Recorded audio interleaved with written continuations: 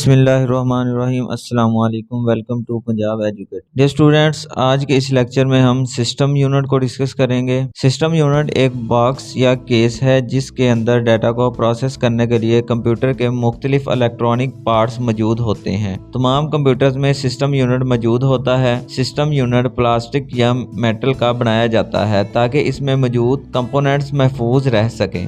System unit में आम तौर पर motherboard, processor, main memory, hard disk, power supply और दीगर इलेक्ट्रॉनिक कंपोनेंट्स मौजूद होते हैं। मुख्तलिफ पेरिफेरल डिवाइसेस जैसा कि कीबोर्ड, माउस और प्रिंटर वगैरह भी सिस्टम यूनिट के साथ मुंसलिक होते हैं। सिस्टम यूनिट मुख्तलिफ शेप्स और साइज में दस्तयाब हैं।